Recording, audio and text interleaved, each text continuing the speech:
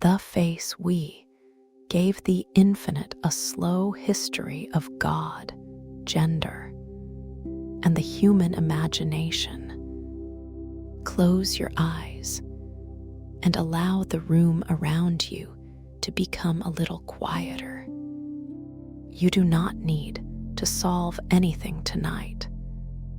You do not need to hold every name, every date, or every ancient place in your memory. For now, simply imagine the beginning. Before the first cities, before the first temples, before any human hand pressed a sign into wet clay or drew a sacred name across a sheet of leather. Imagine the universe before it had a human face. No painted throne, no crown, no flowing beard among the clouds. Only distance, only darkness, only the slow gathering of stars. And somewhere, much later, on a small world turning quietly around one of those stars, a human being looked up. Perhaps it was a hunter resting beside a dying fire. Perhaps a child listening to the wind move through tall grass. Perhaps an old woman watching the moon return, night after night, from darkness into light. Whoever it was, they felt what people have felt in every age. A sense that the world was larger than the mind could hold. A sense that life had come from somewhere. A sense that behind the visible world, there might be something unseen. Human beings could not touch that mystery directly. So they did what human beings always do. They reached for a story. They borrowed images from the world around them. They gave the unknown a name and the invisible a form. Over thousands of years, those forms changed. They were shaped by landscape and weather, by birth and death, by households, kings, wars, poems, and the quiet rules of grammar.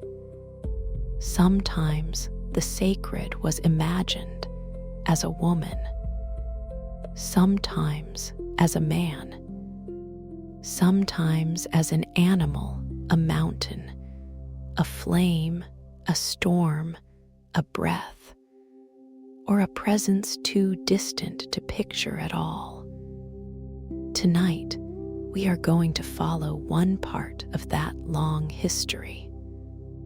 Not a single straight road, not a simple tale in which one goddess vanished and one god took her place. The real past is softer at the edges, more crowded and more mysterious. It is a story of many human communities living in many different worlds, each trying to speak about what could not be seen.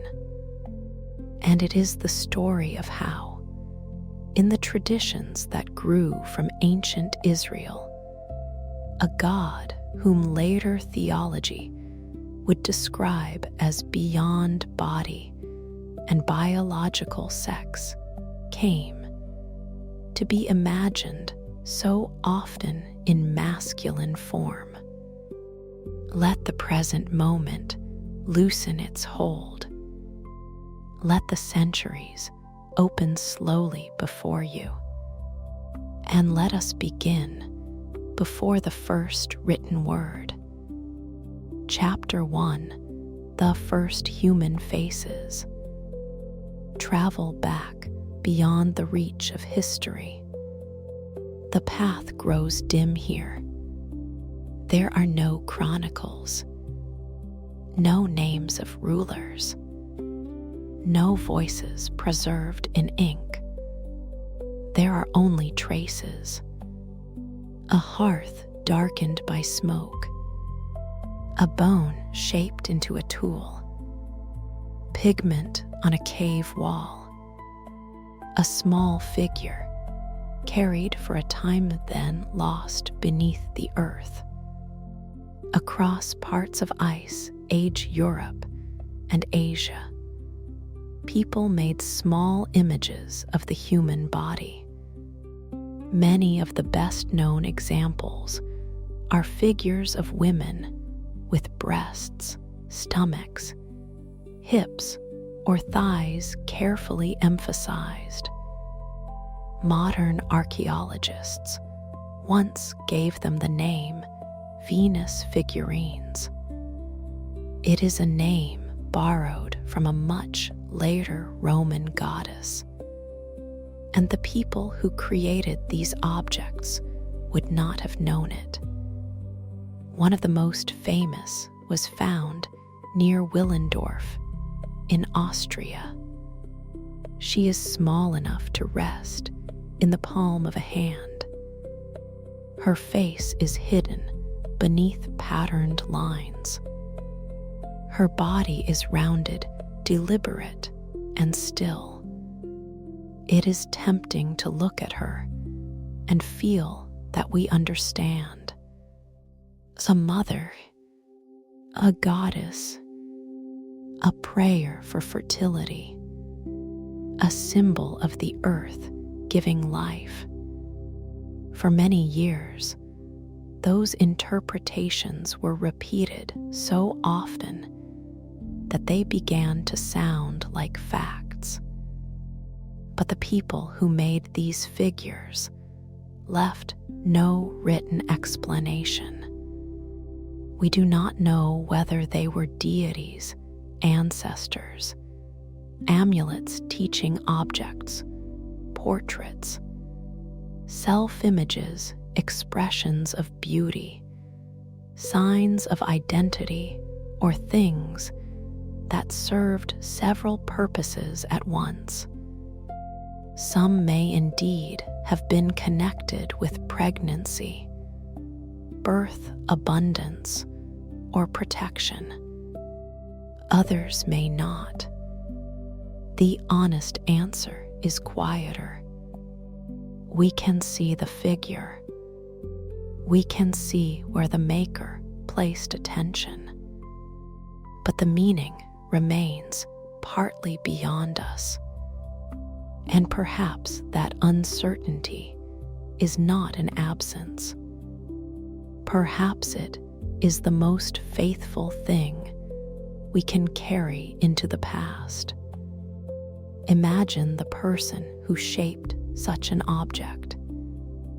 A stone held steady between cold fingers. A line worked slowly into its surface. A body emerging not from a theory of religion, but from a life filled with hunger, kinship, illness, desire, birth, and loss. For early communities, the arrival of a child must have been both ordinary and astonishing. So must the return of animals in spring, the swelling of seeds, the healing of a wound, the disappearance of the sun each evening, and its return after darkness. The female body could carry powerful associations with continuity and generation. That does not prove that women ruled those societies. It does not prove a universal religion of one great mother. But it does remind us that the sacred imagination was never limited to masculine form. Long before the image of a bearded father became familiar in Western art, human beings were already using the female body to think about life, time, vulnerability, and renewal. Thousands of years later, in Anatolia, people lived in a dense settlement we now call Çatalhöyük. Its houses stood close together, entered from the roof. The dead were sometimes buried beneath the floors. Walls carried images of animals. Horns of wild cattle were placed in rooms. Figurines appeared in female, male animal, and ambiguous forms. Early excavators believed they had found the center of a mother goddess religion. Later discoveries made the picture more complicated. The female figures were real, but they were not alone. Animals, hunting, memory, death, ancestry, and domestic life all seem to have mattered. Some images, once identified as goddesses, may even have represented bears.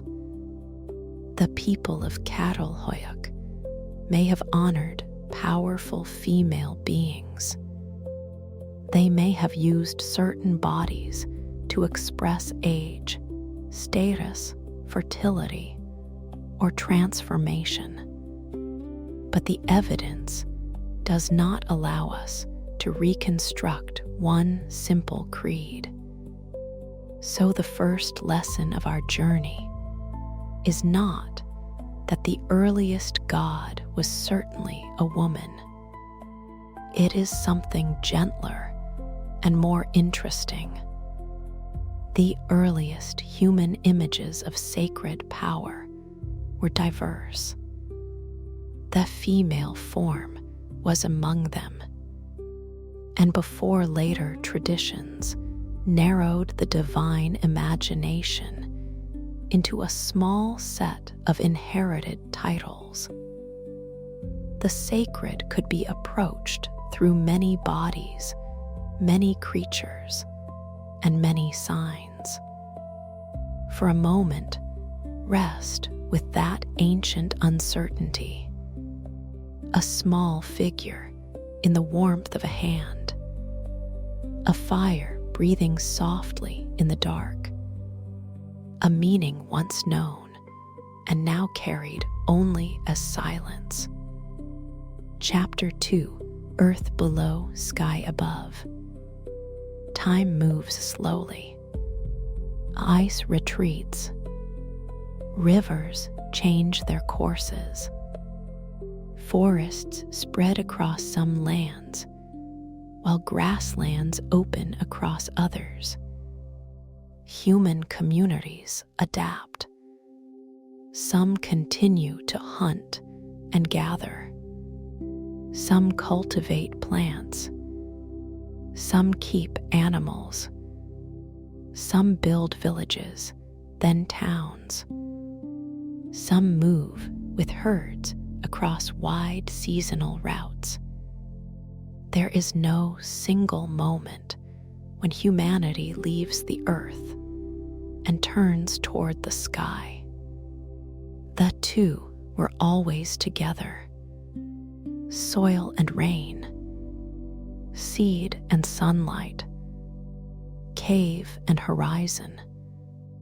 Yet in many later societies, gods of the open sky, thunder, rain, and storm became especially prominent. This is not difficult to imagine. A storm is impossible to ignore. It arrives with sound before it arrives with water. It darkens the day. It splits the sky with light. It can feed a field or flatten it. It can fill a dry channel or carry away a home. To people who depended on seasonal rain, the sky did not feel empty. It acted. It gave. It withheld.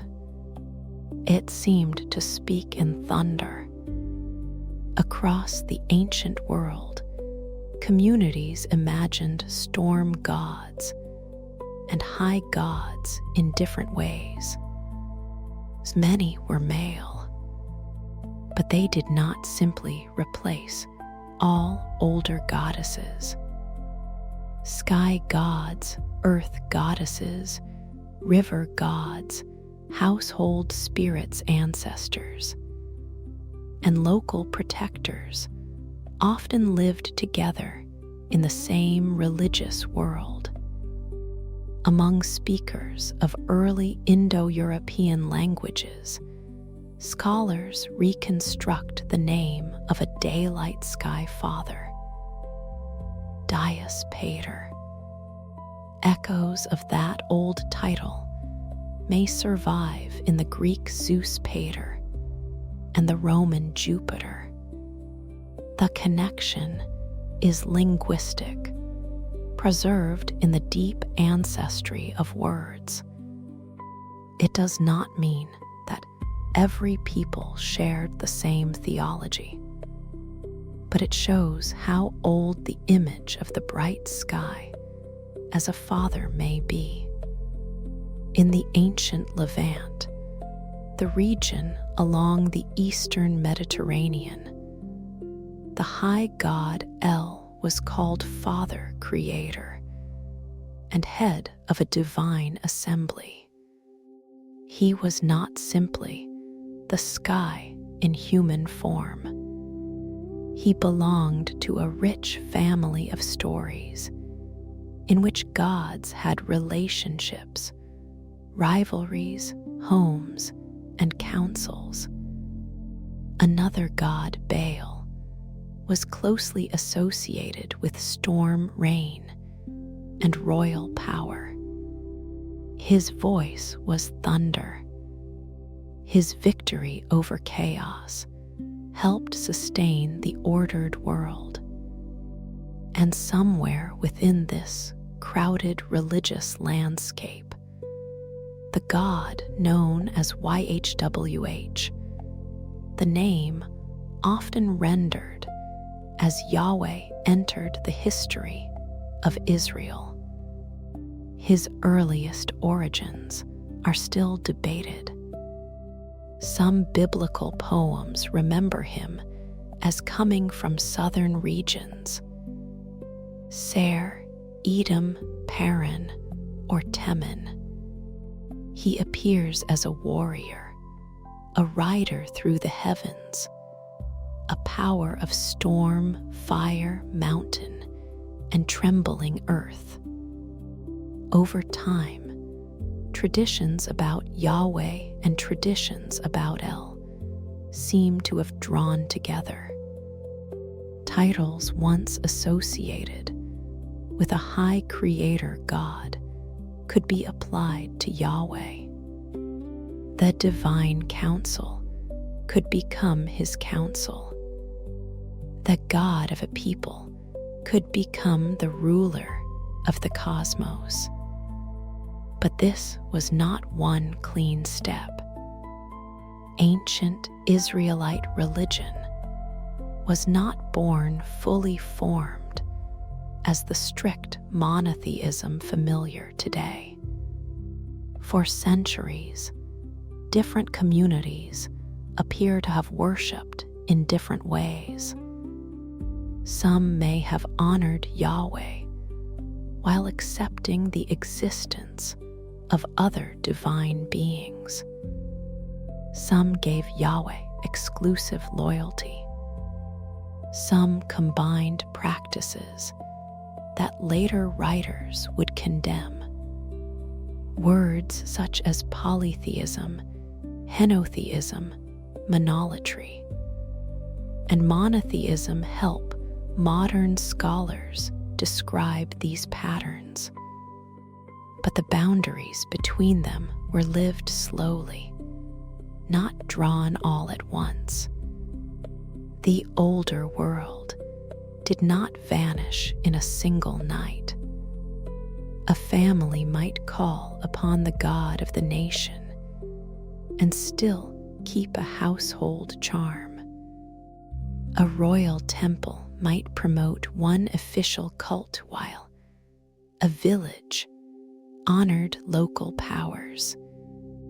A poet might declare that no god was like Yahweh, without yet saying that no other divine being existed at all.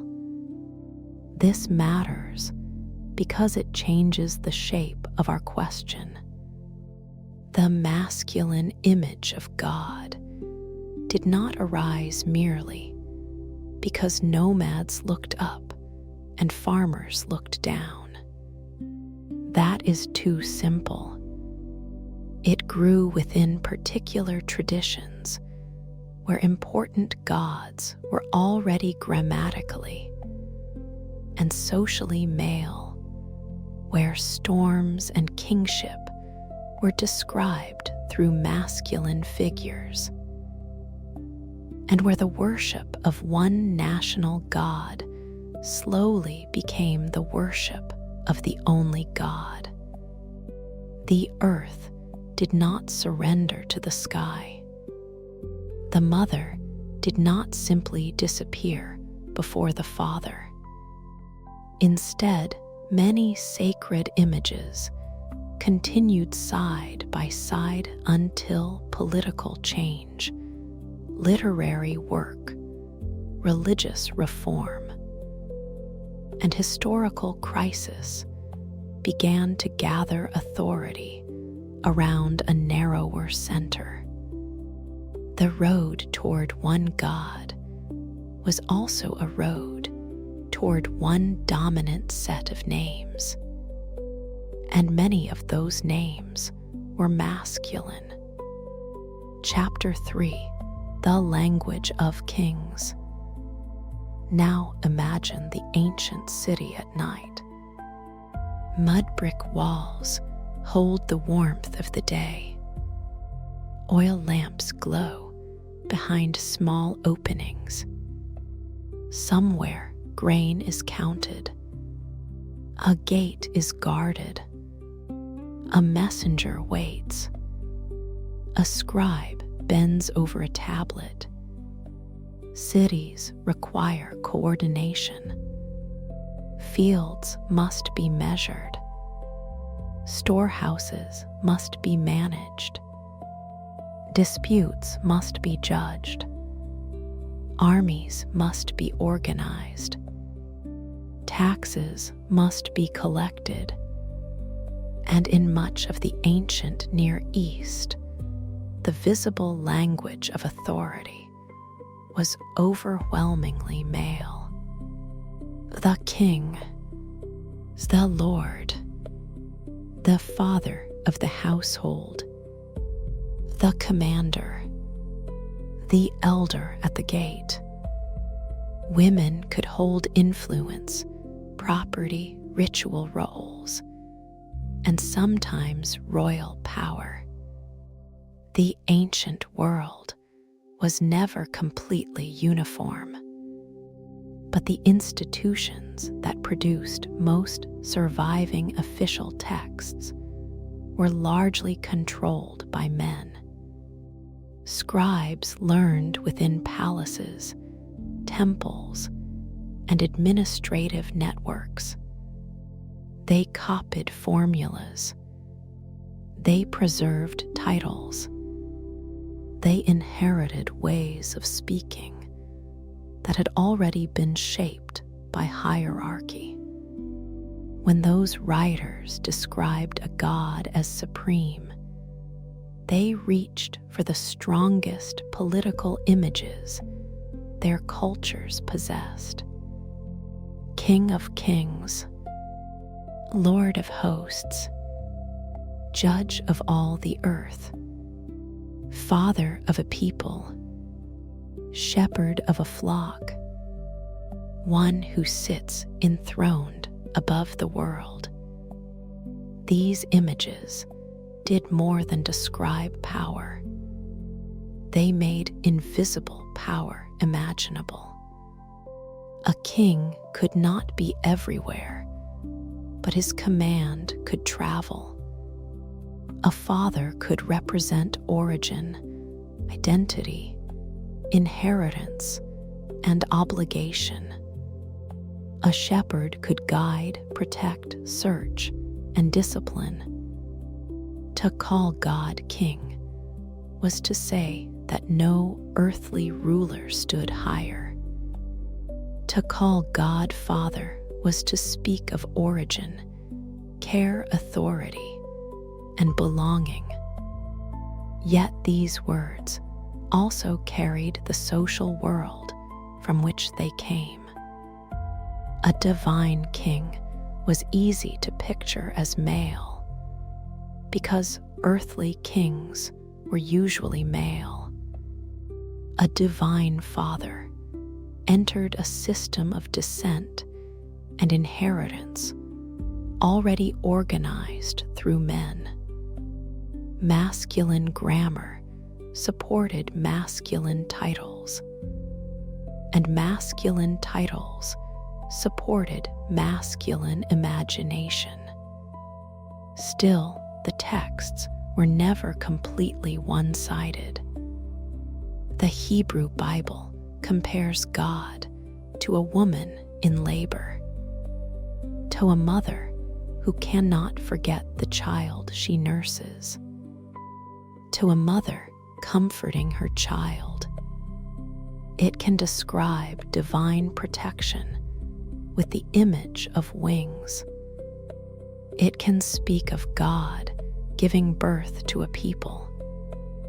These images do not turn the biblical God into a goddess, but they show that ancient writers knew masculine titles were not the only available language. The same God could be king and shelter, father and mother-like comfort, warrior and midwife, rock, fire, wind, eagle, husband, shepherd, and light. Religious language was layered because no single comparison was enough. Later theologians would make this point explicitly. A metaphor tells us something, but not everything. To say that God is Father does not mean that God possesses a male human body. To say that God is rock does not mean that God is made of stone. But ordinary imagination does not always preserve those distinctions. Repeat one image for centuries, and it begins to feel less like one metaphor among many. Paint it, carve it, teach children to address the divine only through masculine pronouns. Place male priests before male rulers beneath an image of a heavenly Father. Then the metaphor gathers weight, not because one scribe secretly decided to invent a male God, not because a single council removed every feminine image. The effect was cumulative. 1,000 small acts of repetition, a title copied into another manuscript, a prayer learned from a parent, a law read aloud in a public square. a translation, choosing the nearest available noun. An artist, giving unseen authority a visible body. Slowly, a habit of language became a habit of sight. And the God who, in theology, could exceed every human category, was pictured through the most familiar form of authority the culture knew. A man above other men, a father above the household, a king above the world. Chapter 4, Yahweh and his Asherah. The desert preserves fragments. Ink fades. Wood disappears. Cloth returns to dust. But pottery can remain. Broken jars lie beneath sand for centuries, carrying a few words farther than anyone who wrote them could have imagined. In the northeastern Sinai, at a place called Kuntalit Adrud, archaeologists found inscriptions from the 8th century before the Common Era. The site may have served travelers, soldiers, administrators, or scribes moving through a remote landscape. Its precise function is still discussed. On large storage jars and plastered walls were drawings, names, poems, and blessings. Among the most famous phrases are blessings connected with Yahweh of Samaria and his Asherah, and Yahweh of Teman and his Asherah. Those few words opened a large debate. Asherah was the name of a major goddess in the religions of the ancient Levant. In texts from Ugarit, she appears as the consort of El and a mother within the divine world. Her name is also found many times in the Hebrew Bible, usually in passages condemning her worship or ordering the removal of objects associated with her. So did the writers at Kuntalit Adrud believe that Yahweh had a divine partner. Possibly, many scholars think the inscriptions preserve evidence that at least some Israelites or Judahites associated Yahweh with the goddess Asherah. But the phrase is not perfectly clear. The word may refer to the goddess herself or to a sacred object, symbol, or cultic installation connected with her. The possessive expression, his Asherah, is one reason the discussion continues. The safest conclusion is not that all ancient Israelites believed Yahweh had a wife, nor is it that the inscription means nothing. It shows that the religion people practiced was more varied than later official theology allowed. It shows that Yahweh could be invoked beside something called Asherah, and it suggests that feminine sacred power remained close to Yahweh in at least some communities. Other evidence points in the same general direction.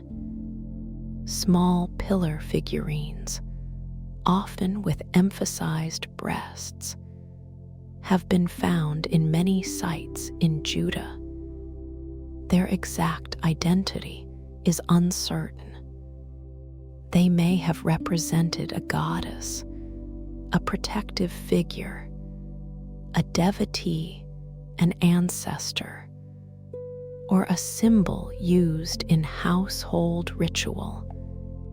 Again, the objects do not speak plainly, but they remind us that official texts and everyday religion are not always the same. A reformer writes what people should worship. An archaeologist finds what some people actually kept in their homes. The biblical books of Kings describe rulers who removed local shrines, destroyed cult objects, and centralized worship in Jerusalem.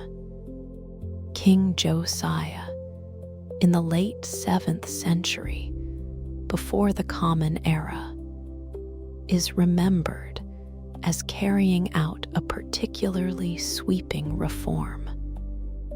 The narrative includes the removal of an Astra object from the temple. How complete that reform was, and how closely the later account reflects events on the ground remains debated. Archaeology offers clues, but not a simple confirmation.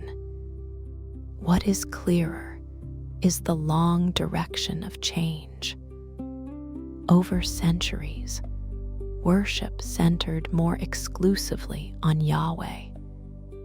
The destruction of the northern kingdom by Assyria, the fall of Jerusalem to Babylon exile, return, and the rebuilding of community all transformed the way Israelite and Judahite traditions understood their God. A national God who could lose a battle might seem defeated, but a universal God could use empires as instruments. A God tied to one temple might seem absent when that temple fell, but a creator of heaven and earth could remain present anywhere. Historical catastrophe did not destroy the tradition. It helped reshape it. The divine world grew less crowded. Other gods were denied, demoted, reinterpreted, or absorbed into the language of angels, powers, idols, and nothingness. Yahweh was not merely first among divine beings. Yahweh became incomparable, and eventually, in the strongest formulations, the only God who truly existed.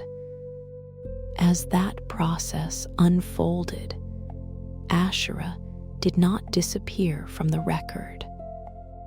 Her name survived in the very texts that opposed her. The polemics preserved the memory of the practices they sought to end. So it would be too dramatic to say that a goddess was completely erased. Something more subtle happened. A once familiar sacred presence became unacceptable. An old religious possibility became a warning. An object once placed near an altar became evidence of error. The feminine did not vanish from religious language. It remained in wisdom, compassion, birth, spirit, shelter, and poetry. But it no longer stood beside Yahweh as an openly worshipped divine counterpart. within the emerging monotheistic tradition. The heavenly household had changed. The God of Israel would have no spouse, no parent, no equal. And because that God was already addressed through masculine names and pronouns, divine uniqueness did not produce a genderless public image. It magnified the authority of the one masculine figure who remained. Chapter 5: The Pronoun Trap. Now listen to a simpler mystery. Not the mystery of empires, not the mystery of temples, the mystery of a single word. In biblical Hebrew, the word ruach can mean wind, breath, or spirit. It is the moving air that cannot be held, the breath that marks life, the unseen force felt through its effects.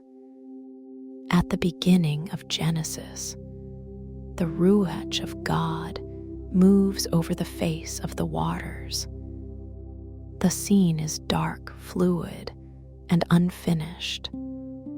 Something invisible hovers before the first light. Hebrew nouns have grammatical gender.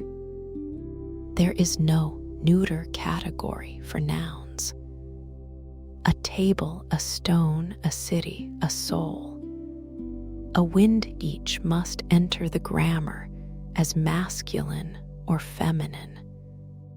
Ruach is often grammatically feminine in biblical Hebrew, though its agreement is not completely fixed, and masculine forms also occur.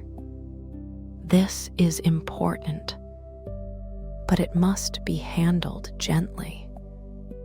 A feminine noun is not automatically a female person, just as a grammatically feminine word for land does not mean the soil has a biological sex.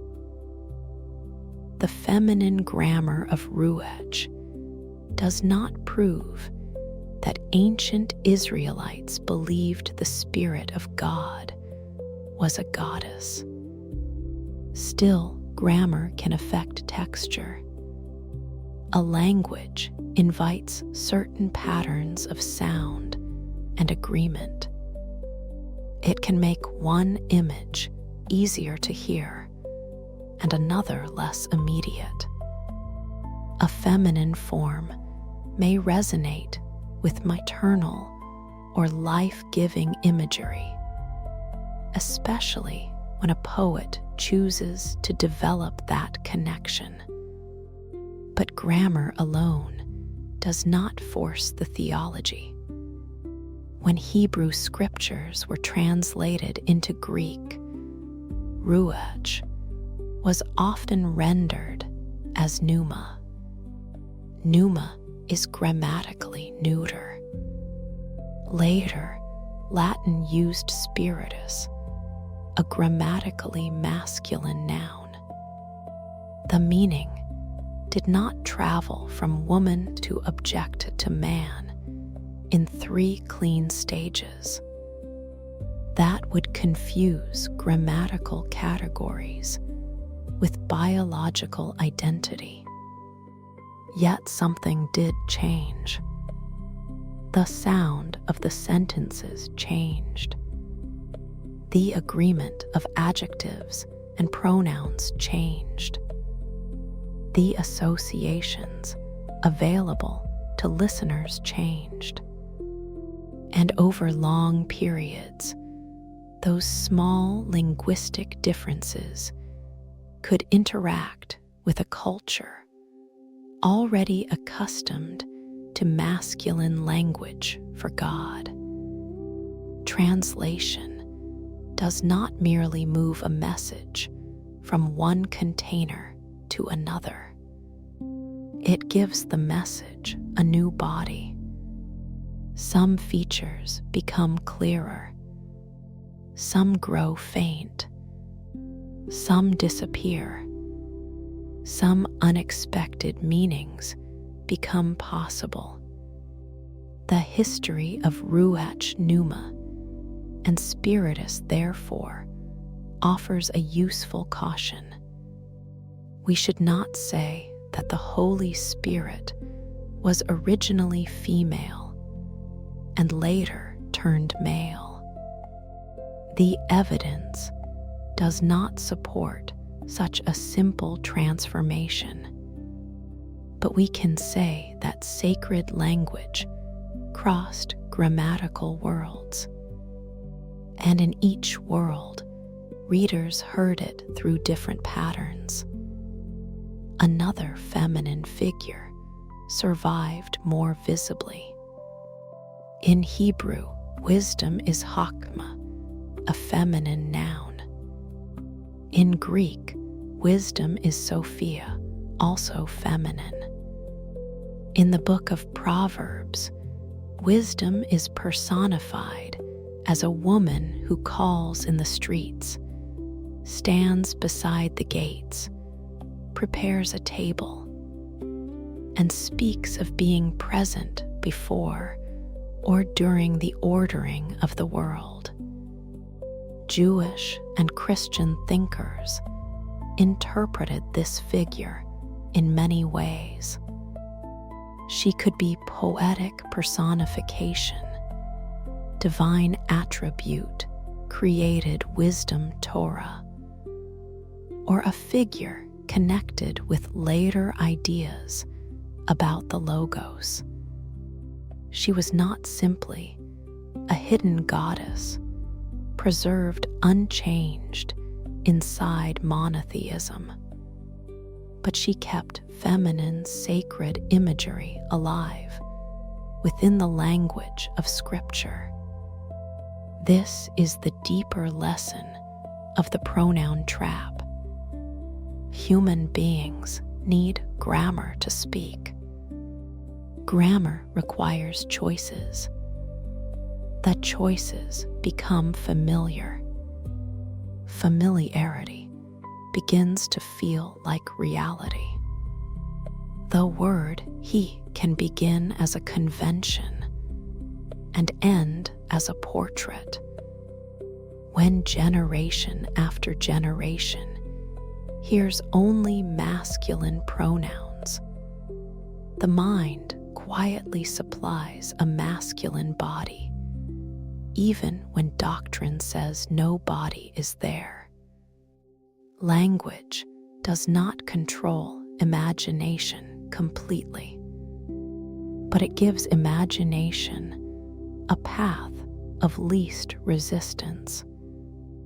And the path worn deepest in the Abrahamic traditions was usually marked by the words Lord, King, Father, and He. Chapter 6, The God Beyond Gender. We have come a long way, from small Ice Age figures to the crowded divine worlds of the ancient Levant, from storm and kingship to broken pottery in the desert, from the politics of temples to the gender of a noun. Now return to the question with which we began. How did an infinite creator come to look in so many minds like an older man above the clouds? There was no single cause. The image was built from layers. A historically masculine deity within ancient Israel. Male titles of authority inherited from patriarchal societies. Scribal and priestly institutions dominated by men. the gradual elevation of one God above every rival, masculine grammar and repeated pronouns, centuries of prayer teaching, painting, sculpture, and public ritual. Each layer strengthened the next. And yet, at the same time, theology often moved in the opposite direction. The more philosophers and mystics reflected on divine infinity, the less adequate any human body appeared. In Jewish philosophy, Maimonides argued that God is incorporeal and unlike anything in creation. Human descriptions, he warned, can tell us more safely what God is not than what God is. In Christian theology, God is called Father, yet classical teaching also insists that God is neither a man nor a woman, and transcends the human distinction between the sexes. Islamic theology likewise emphasizes divine unity and incomparability. God is not one being among other beings, not a creature with a body, lineage, or equal.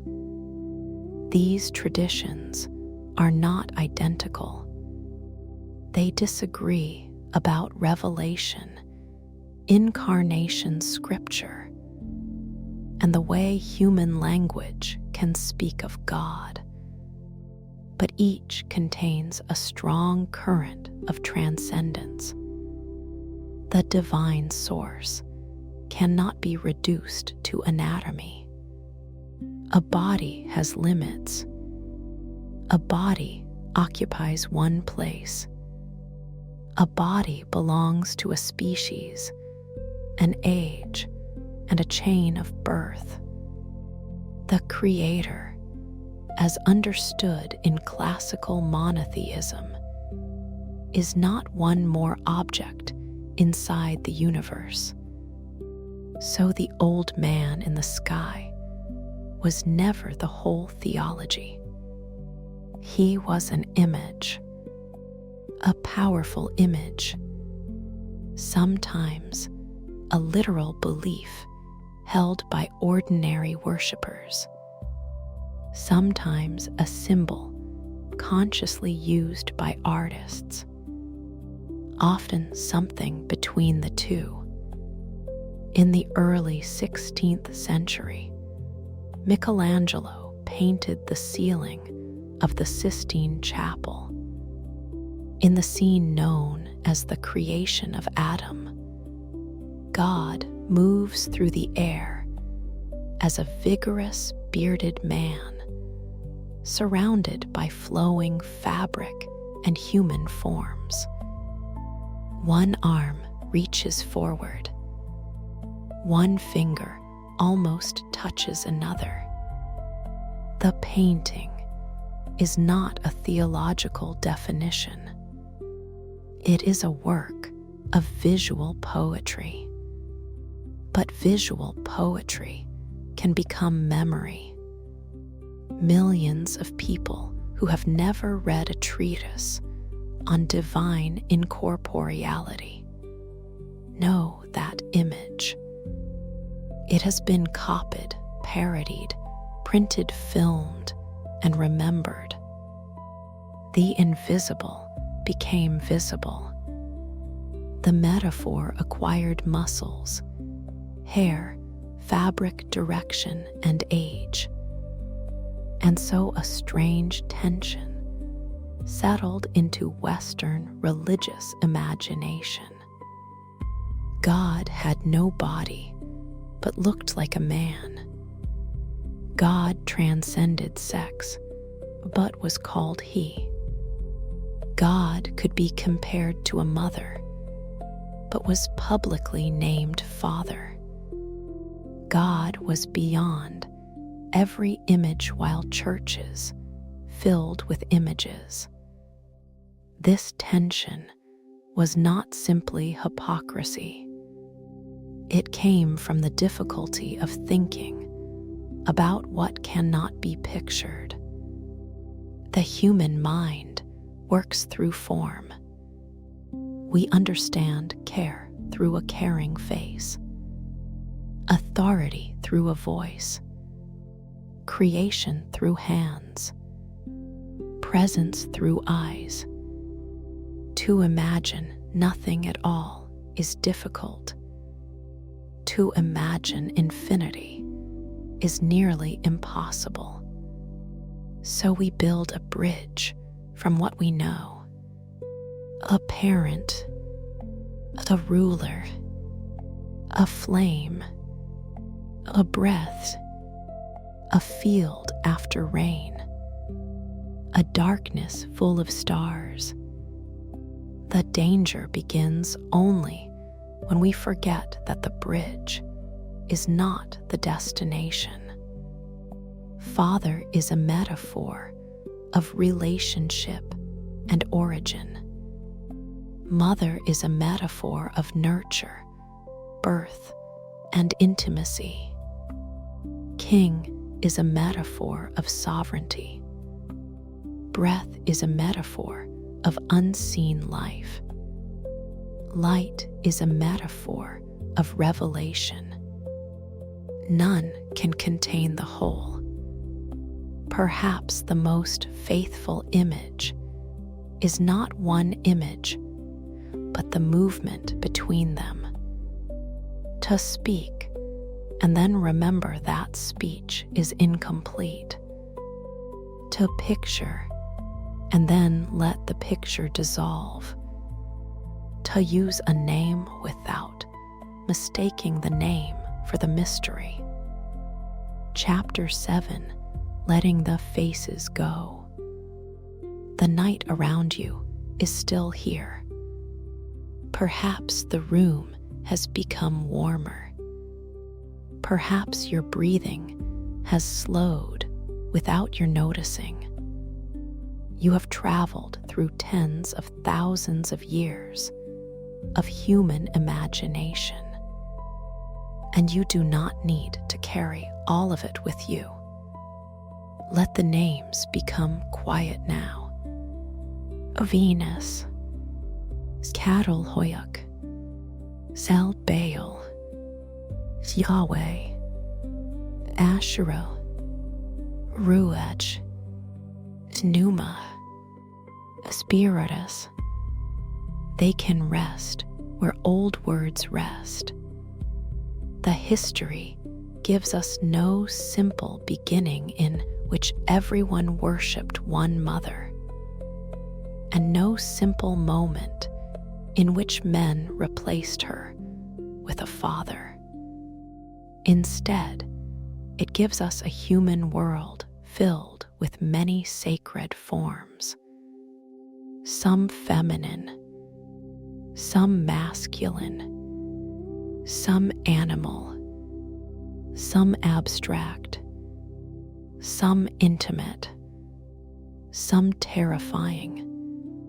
It gives us societies in which political authority shaped religious language. It gives us scriptures whose poetry was richer than the institutions that later repeated only part of it. It gives us a God described through masculine grammar, and also through the labor, tenderness, protection, and memory associated with mothers. It gives us an ancient religion, gradually becoming monotheistic.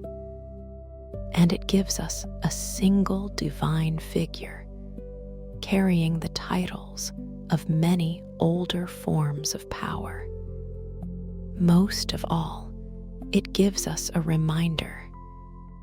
Human beings do not encounter infinity without bringing something of themselves. We bring our families, our rulers, our fears, our bodies, our languages, our hopes for protection, our longing not to be alone. We look into the dark, and the dark becomes a mirror. Sometimes the face in that mirror is a mother, sometimes a father, sometimes a king, sometimes only our own reflection, enlarged among the stars. But beyond every reflection, the night remains, not empty, not necessarily full, simply larger than the picture we place upon it. For a moment, imagine the old painted figure fading gently from the clouds. The beard becomes pale light. The robes loosen into mist. The throne becomes open sky. The hand reaching over the world becomes no hand at all, only space, distance, and the quiet relation between every living thing. You do not have to decide what that space means. You may call it God. You may call it mystery. You may call it nature, being, the source, the whole, or leave it unnamed. Tonight, the name is less important than the stillness around it. Feel the weight of your body supported beneath you, not by an idea, but by the bed, the floor, the building, the earth. Feel the breath entering and leaving. You do not command every part of it. It arrives. It departs. Another follows. Breath, wind, spirit. One old word, opening into many meanings. Outside, the earth continues its imperfect journey around the Sunday. Not a perfect circle, not an eternal path, but steady enough for this night. The moon moves. Clouds loosen and gather. Cities dim one window at a time. Somewhere a person is waking. Somewhere another is falling asleep. And here in this small place, you are allowed to rest. You do not need to choose the final face of the divine. You do not need to settle an ancient debate. You do not need to decide whether language reveals the mystery or only reveals us. Let every image be temporary. The mother in the earth, the father in the sky, the king on the throne, the breath above the waters, the woman called wisdom at the city gate, the light with no visible source.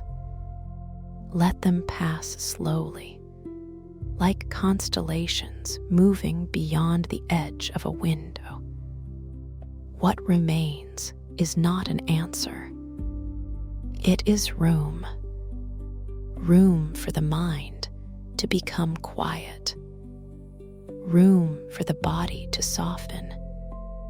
Room for history to return to dust.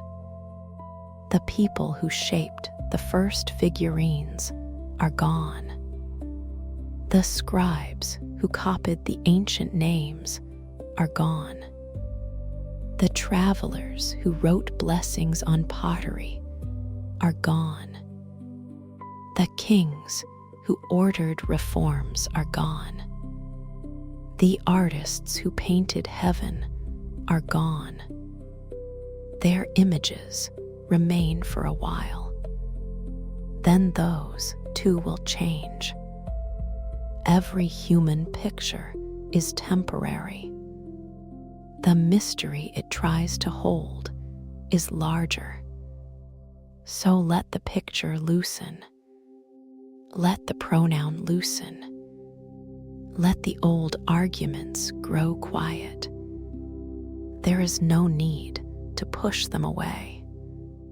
They can simply become distant, like footsteps fading along a corridor, like wind passing over sand, like a language no longer spoken, resting inside a few surviving words.